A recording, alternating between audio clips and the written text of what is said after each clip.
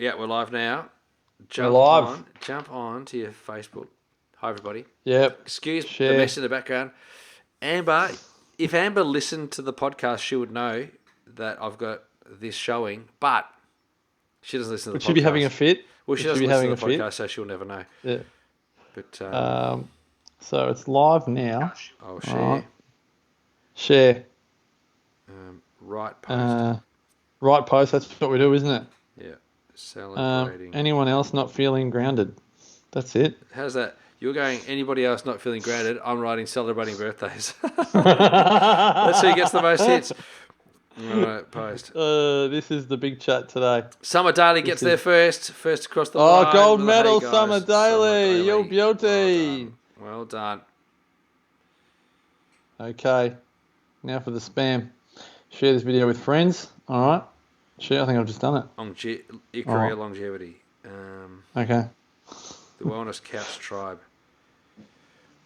There's so many different groups. Who else finds it got lots of groups? Somebody find it got lots of groups that. Who's got group overwhelm? I didn't even know. Sometimes I jump on and I want to share this to Quirky Gaps group. Share it. At least you get 50,000 views on that one, wouldn't you? Woo. Summer Daly's become our unofficial producer. I love it. I didn't think you guys would be on today, seeing as you did 2 episodes last week. Well, Summer, this is the time of year to get ahead. Yeah. With Christmas coming. Got to bank a few. You always want to have a few up your sleeve. We used to be 12 ahead, Summer. Believe that. Until we We weren't. used to be 12 ahead. Until we weren't. Yeah. All right. All right. Okay. All right. Wellness. Tell me hang when on. you finish The Wellness spamming the Breakthrough world. group. That's a good one to do. I wonder if anyone's ever. There you go. Okay, good. I'm happy with that. Pete Lennon's in a really boring conference. It's a wonderful webinar. Michelle Evans, I'm never here when you're live. This is fun. Oh, you're beauty. Isn't that awesome? We've got some excitement in the crowd. This is good. Yeah. Heidi's here. Hello from Auckland. We're going global. I love it. Oh, lose weight with forage. love it. I've still got a group called Lose There Weight you with Forage. Oh. All right, that's enough groups, Damien. Oh, Vita Stay Connected. dear. I'll put it in that one too. All right, there we And, go. That's enough groups. What about Gold Coast Buy Swap Sell? Gold Coast Marketplace? I've got ACA Northern Region. Fantastic. Well, yeah, hi Pete. Class 5 parents. All right. Imagine Pete. Should hope no one else Pete from the said, conference is "How funny is that? That'd be funny."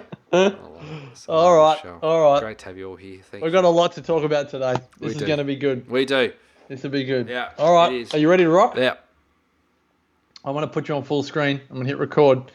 All right, here we go. What are we? 452 maybe? Ooh, Summer will know. What are we, producer Summer? Yeah, 452? All right, here we go. I'll just make it up. 452.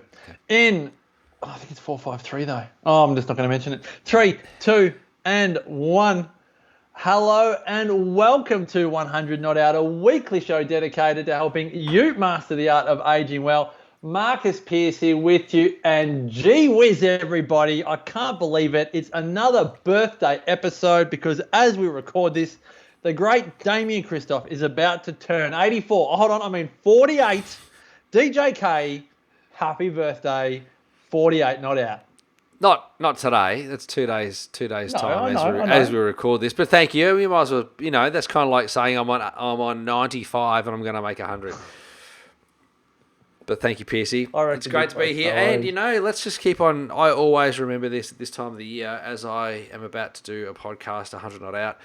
I'm reminded of how fearful I was with the 40s approaching. I'm not fearful of the 50s approaching, I have to tell you.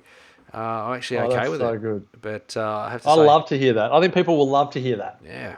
It's so interesting. It's so interesting. I feel better now. I'm in a better place now at 48 than what I was at 38. I have to tell you that. That's very interesting. Wow. Jackson was 11. And now he's 21. And now he's 21. That's incredible. And this is kind of the cornerstone of our conversation today. It's about birthdays, and it's also about how topsy-turvy, upside-downy so many things are. Yes. So you are about to celebrate your 48th birthday, but you are actually pretty much going to your son's 21st birthday party for your 48th birthday. Can you tell people watching and listening that might be a bit head scratchy and confused what we mean by that? So, as you might know, the first day of spring, September the 1st, is always a sunny day in Melbourne. It's always beautiful. It's always been a sunny day since Jackson was born. I've always found that. And I used to say to my grandma, because she was also on the 1st of September, I'd say, Grandma, since Jackson's been born, every 1st of September has been sunny. Wish her a happy birthday. And it's always been sunny, at least at some point in the day. But I always say that it's sunny. This year, it was a beautiful day on the 1st of September, but we were in lockdown, and so we couldn't celebrate Jackson's birthday party. We're in lockdown, and I won't get political about it, but we were in lockdown, and the first opportunity to be able to have a party for Jackson where we could sort of predict that there would be no restrictions, that we'd be able to go and have some drinks and have a dance floor and all that sort of stuff. We kind of forecast out the 20th of November being a Saturday. And so Jackson's 21st birthday party is going to be this Saturday, the 20th. And I couldn't be more delighted. Like, it's a really exciting birthday for me. Pete, you're right, 21st birthday, you're going to cry. I tell you, I get emotional at Jackson's parties, and he's asked me to do a speech. And you're going to crumble. You are going to crumble. Oh, I know. I'm a bit of a sook. I am a sook, but I don't mind being a sook. I've always been a bit of a snag in that regard. So I think that I will have notes prepared. I won't do it off the cuff. I've always done things off the cuff, but I'll have notes prepared, and I'll only think of happy times, because if I think of anything else, like inspirational times, that'll bring me to snot. If I have if I'm thinking about a sad time where I moved to New Zealand, that'll bring me to snot. Like, there's all that sort of stuff. So I've got to make sure that I do this right. But I want to, take this moment, Piercy, because without you, this last 9 years of my life would have been very, very different. And I don't think I would have coped as well with this last 9 years if it wasn't for 100 Not Out. And it's given me a lot of perspective on reaching officially middle age, which would be 50. As I approach middle age, I think that I've got a different perspective. And it's because you made me do this podcast. So well done. I asked you if you'd like to do it with me, and you said yes. But let's put some mayo on it. I made you do it. I bolted you to the microphone. Yeah. But it's interesting, isn't it? Like, this is the world we're in at the moment. And before we hit record, I was letting you know that, again, as we record this, my family is coming up next week, in about a week tomorrow, for what was my 40th in August. And when that got cancelled, it was like, oh, well, let's just pick a date. A bit like what you were saying about forecasting the future. Surely we'll all be able to catch up in late November, but we really had no idea. But we're all kind of putting the surely hat on. And lo and behold, again, I'm not going to believe it until I see them coming off the plane at Ballina Airport. But it's going to happen. Haven't told the kids. I'm not going to tell the kids. Are they listening? Literally till we are at the airport. Are they on Facebook? Hello to the beautiful kids that don't listen. And because I'm so optimistic, but I'm not going to believe it until it happens. But what we were saying before we hit record was that everything is very topsy-turvy. You said, you can celebrate your birthday anytime. And I said, well, I don't really see this trip as my belated 40th. It's more like kids that haven't seen each other, like cousins that haven't seen each other. Many of them, all of them have never met Spencer. We haven't met my sister George's youngest son, Jack. There's so much, like, it's almost that reminder of, this has been almost 2 years of not being able to see families if we've particularly lived interstate. And that is absolutely mind-blowing. And so my question to you and question to everyone else is, you've got boxes all around you at the moment. I've got boxes all around me at the moment. We've got birthdays being celebrated 2, 3, 4 months. Some are going to be, 12, 18 months after the original time. Does it feel for you a little bit non-grounded? I don't even know what the opposite of that word is. Like, we're all kind of just, whoa. But particularly when you come to a birthday, Yeah, how does it feel in terms of? I know I've kind of add that in with moving house and celebrating a 21st 3 months after the fact, but does it feel a bit whirlwindy for you? I'll tell you what feels whirlwindy is moving house. That definitely makes you feel whirlwindy. But let me tell you that I've had board meetings, staff away, friends that I'm looking after their practice, birthdays, Yeah. Amber's birthday, Mum's birthday, a party, 3.5 hours away from Mum's birthday. All of these things kind of feel whirlwindy, and maybe it feels more whirlwindy because as things open up here in Victoria, we're able to go and do more things. So we're trying to pack our days so full right now, fuller than the shopping cart on 50% off day at Coles. Like it's like so full right now, it's unbelievable. So, PC, you have your hand up. Sorry, Yes, just yes, as you were talking, I yes, want to know if this is true. yes. Is it true with everything you just said Yep. that if people thought there was a drinking problem with people when everyone went into lockdown, Yeah. now, given that we know that alcohol is a very social drink, there might be some people that are actually recognizing that they genuinely have a drinking problem because they are now being able to socialize with their friends and their colleagues in the flesh, and they realize that maybe they drink a little bit more aggressively than they used to, particularly when they've got friends around them now. And they're like, oh my gosh, yeah, maybe it's very brutal that, oh my gosh, I have not developed some habits, but I'm a little bit of a caged animal now that I'm like playing catch up, whether it's, I'm playing social catch up. And like, what did you just say? It's like the 50% off. I'm trying to pack more Yeah. in the same amount of time Yeah. Yeah. in many elements of life. Yeah. Yeah. I think the question was more people becoming aware of them being drinkers. Was that the original question? Oh, just more Yes. an aggression in yeah, I know. Sorry, I'm a bit It was a excited by long this one. It was a long conversation. question. I do know. But can I just say there's a couple of things I want to get back to, Yeah. and I will come back to that in a second. Summer Daily, let me just tell you this. If I'm aiming for 100, 50 is half of 100. Middle age is what you aim for, right? So I am not even 50. I'm 48. That makes it 96, that'll be where I would be if I finished up at twice my age right now, and I'm aiming for 100, so I'm not even at middle age yet. That's where I'm coming from. Summer. Yeah, and Summer, you're not most people. When you say most people live to 70 and 90, Yeah. anyone listening to this podcast, you And automatically enter the realm of not most people. let me tell you this, Summer. Going from 70, which is just a C, through to 90, which is an A, like there's a big difference between those 2 years, and I'm aiming for 100. So I'm not That's even it. there. So come on, Summer. Level up. Level up. And let me just say, now, what I have noticed is that people, when they go out these days at the moment, they're a lot more piss fit, you'd have to say. And I think that is probably a sign that people have been drinking a bit more.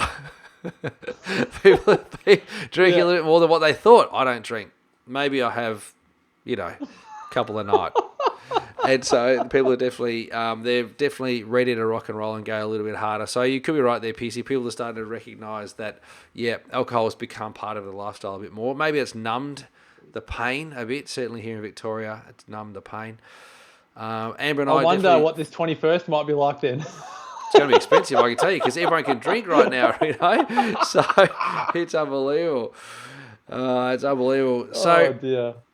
L is here, and I want to say go to Big L. It's great to have you here, Alistair Mills. Really nice to hear. I moved 13 times since I've moved back to Australia. And so I moved back to Australia 13 years ago, and I've moved 13 times. So and that doesn't take into consideration how many other times I've moved. And so Jackson's actually claim to fame is that we've moved so many times. He's moved more times than years he's been alive for. At one point, that was the case. So pretty crazy. So I do get it. But it is really interesting that some people, and like Pete just says here, that he has just stopped drinking. He doesn't know why, but it just has happened.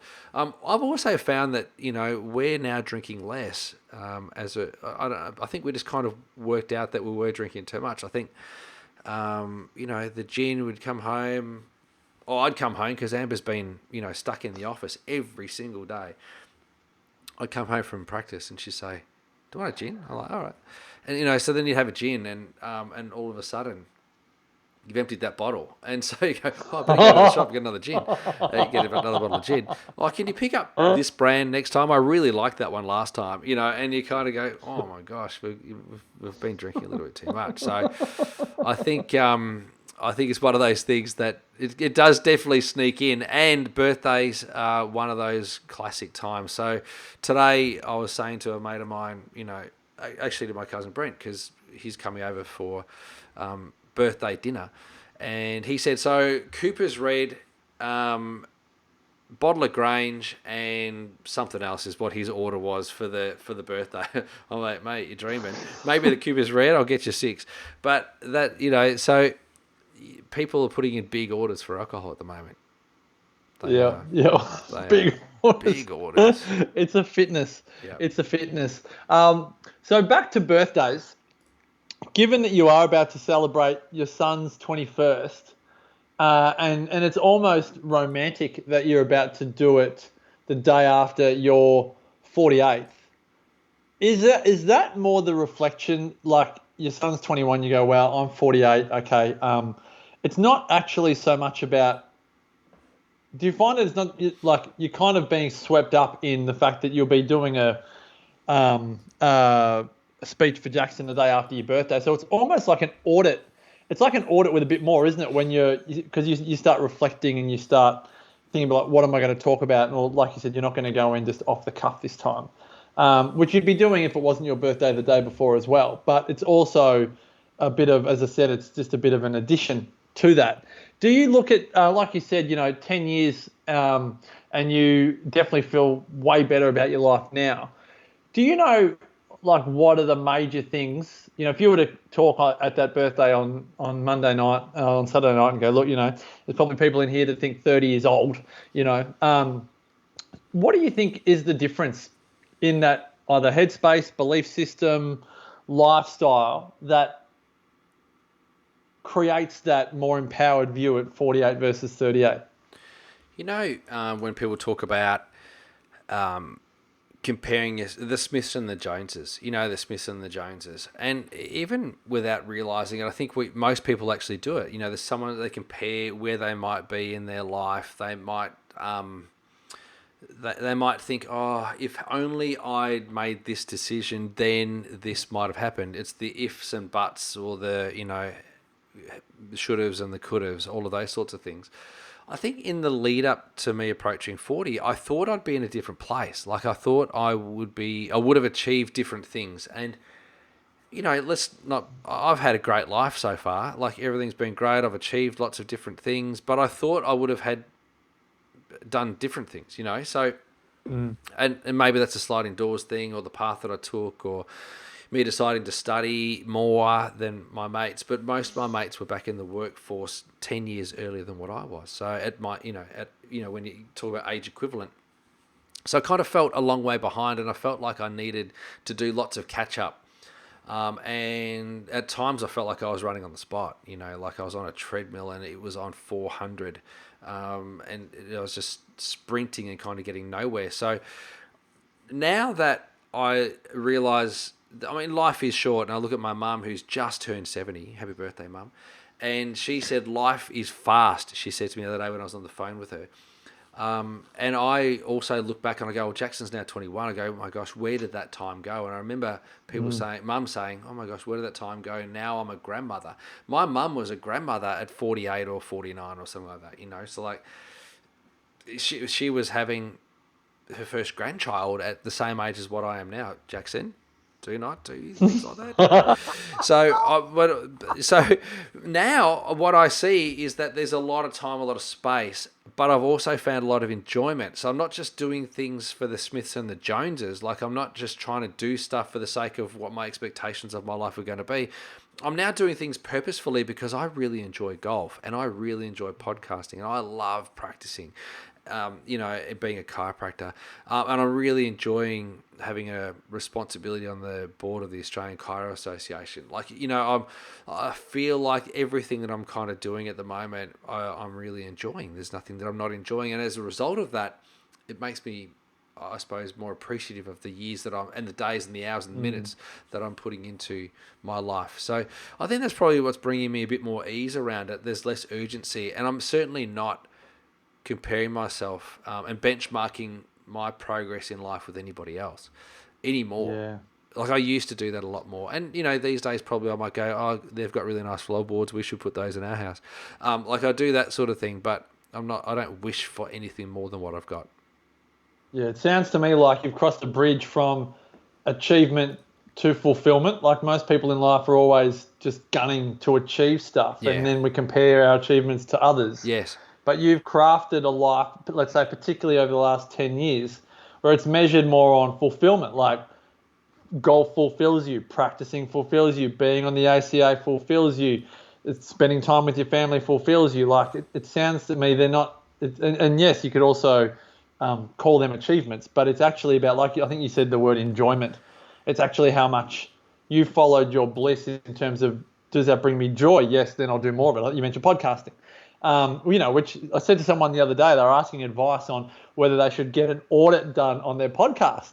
Mm-hmm. I said, look, you could pay all of this money, you could pay $5,000 and someone could tell you to get a fancy logo and do this and do that. I said, but let's just look at 100 Not Out. When there's not COVID and everything, we do this. We travel to Europe once a year together with a group of people. It's like two mates almost like going on a holiday together, but we add a lot of deep and meaningfuls to it, and we organise it and the rest. And yeah, we could go bananas and we could go from 1 million downloads to 1 billion if we really, really wanted to, because we think we're pretty good at this.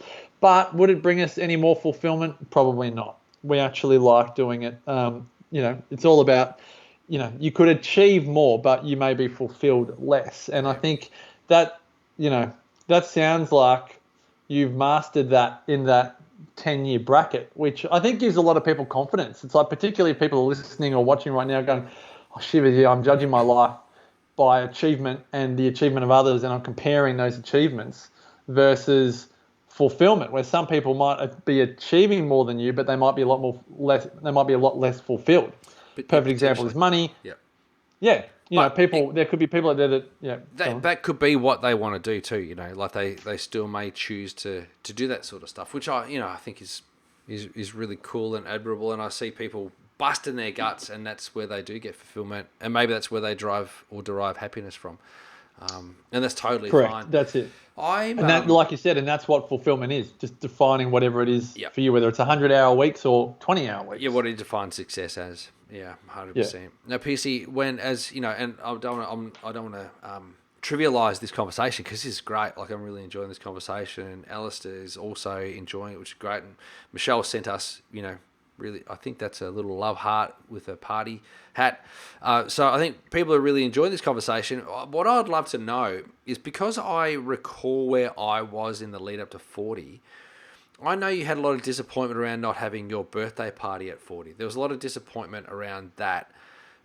How were you feeling in the lead up to 40? Did you have any of the fear and trepidation that I have? Did you kind of think, oh my gosh, is this it? Is this as good as it gets for me? Or I know you were building a house, which was a very exciting thing to have achieved at your age, to have built your own home by 40, which is amazing. Congratulations, PS, by the way. Thank you. But how were you feeling in the lead up to your 40th? And do you see any parallels, like with what I was going through? I feel like, well, if you thank me for coming on this journey, then I feel like the greatest gift that I got out of you saying yes is being able to say no. I didn't feel any of those feelings turning 40, because I feel like I've said to you many times in our friendship, like you helped me cut out years of so you helped me save time's not the word. What is it? Like people say, shorten the learning curve. That's what you helped me do, because you've kind of blazed that trail. And by coming on this adventure together, the thing I was most flat about was not being able to see people. Yeah. I had a lunch with Sarah and I and 4 friends, and even that felt risky. And then we got to the restaurant. Because you were in lockdown too at your birthday, weren't you? Yeah, you guys. It was the day before. Byron Shire had jams. Anyway. Yeah, that's when Byron Shire. Yeah. That's a book. When Byron Shire caught a cold. That's what happened there when we all ran out of hemp. Now, question, totally. Piercy, I want to know, where were you on Monday? Why weren't you at the footbridge at 7:30 in the morning? Who's asking? Well, Eloise Smith asked me that today, Really? because she was in Byronshire on the weekend for her brother's birthday, and she went to the footbridge to see you and waited, had a coffee, and you weren't there Monday morning. Tell us, what Did were she you send me doing? a message? What were you doing Monday morning that would stop you from being at the I footbridge? was frantically. Eloise is remembering a previous habit where I would go to the cafe at 6 in the morning till about 8. Mm-hmm. And now that we've moved and things have chilled out a bit in life, I was there from about 8:30 till 10. And Eloise, if I had known that you were going to be there, Wow. I'm thinking now, did she send me messages? No, she didn't send you a message. She just said, I was hoping to see Marcus. I went down there and I was hoping to see Marcus. And I said, that's weird. He would have been into his second CPC by that time. I don't know what's going on. Where would he I was have been? frantically making the kids breakfast at that time. I did say on that. Monday I said morning. that he wouldn't have been on the weekends. He doesn't go on the weekends because that's forage breakfast day, and That's during sweet the week breakfast. is eggs and greens, and so he would only be there for eggs and greens day. You know. Everyone, that's it. I love it. Oh, apologies, Eloise, that we didn't get to catch up properly. But yes, Footbridge, Brunswick Heads, I'm there most days. Can I say, like, So, Vicky Stanford, I'm just like jumping, and Eloise, if you listen to this podcast, you've got Marcus's apology. He would have normally be there, so you better try it again next time you go to visit your brother. She said actually it was the happiest she's ever seen her brother. So if Eloise's brother is listening to this podcast or watching it, Eloise was Well done. bragging that it was the happiest she's ever seen you, which is great. Vicky Stanford says, reinventing myself at 62. Now, I love that. I would love to understand what reinventing oneself means, and maybe we could do a podcast on that, Piercy.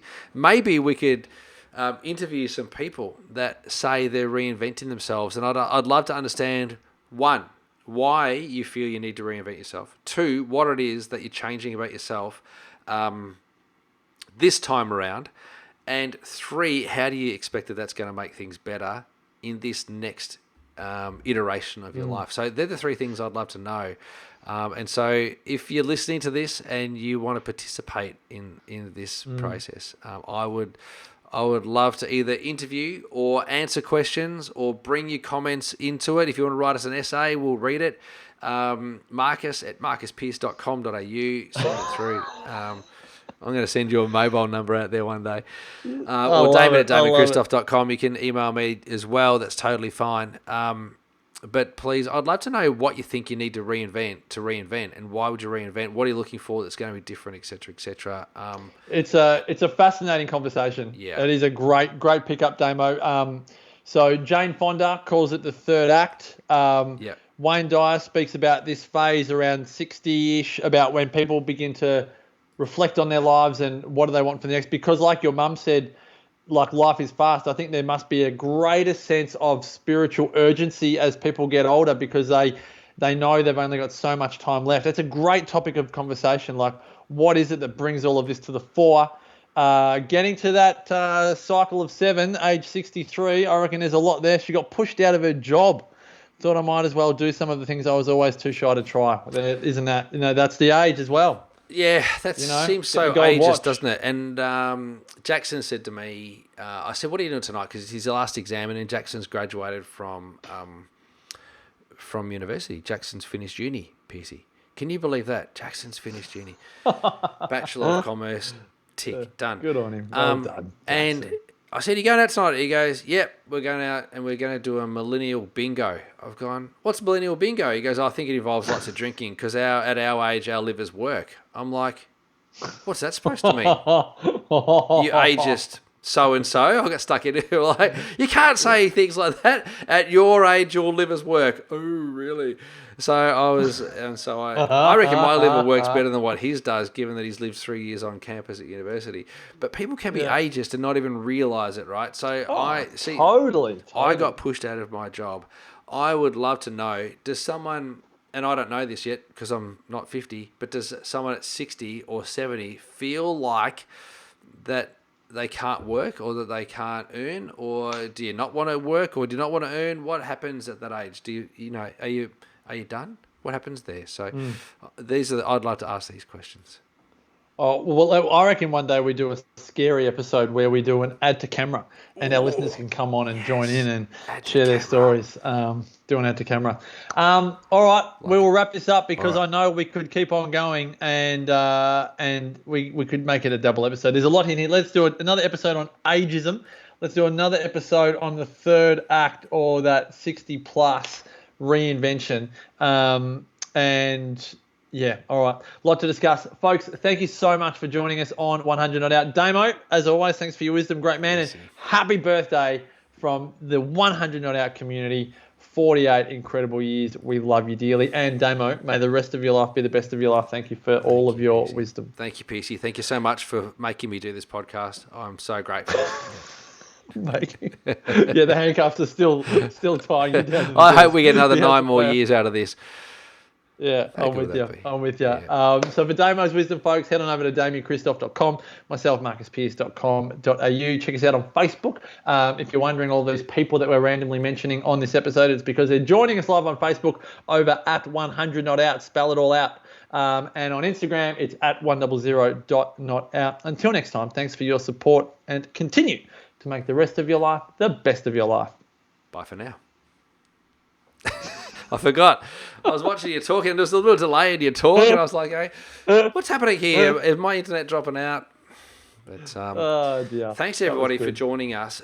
Great to have you there, Heidi, even though it's 5 o'clock over there in New Zealand. Alistair, it's great. I played golf today, Alistair, with a guy, Nicholas Mills. And I call him Millsy, and I kept on going to call you Millsy today, but we haven't got that relationship yet, unless you can give me permission to call you Millsy. He'll give you permission. Yeah. He'll give you permission. Vicky, I'm interested in that, and I'd like to know more about that. And Summer, I'd like to know whether or not you think you have reached middle age, really, or if you're just saying that to bait me, because... Hey, Summer, this podcast isn't called 80 Not Out. Yes. Or 70 to 90 Not Out. It's 100 for a reason. 100 Not Out. Yes. That's it. That's it. Congratulations to Pete for being a milestone. When we interview people, it's centenarians. Yes, I know. This is it. Centenarians. Yeah. That's what we're interested in. People living a lot. A lot of good stuff in there today. A lot of good comments from our community. Thanks, everybody. And you've given us another bunch of episodes to continue on with. Good work. There we go. All right. What? Alistair, what's that link? You sent us a link. What is that link? It's a link to his nickname. Oh. It's a link to Millsy. Is it called Millsy? No, I don't know. I'm just making it up. Oh. All right. Let's go. All right. See you later, Facebook. Great to see you. Facebook. See ya.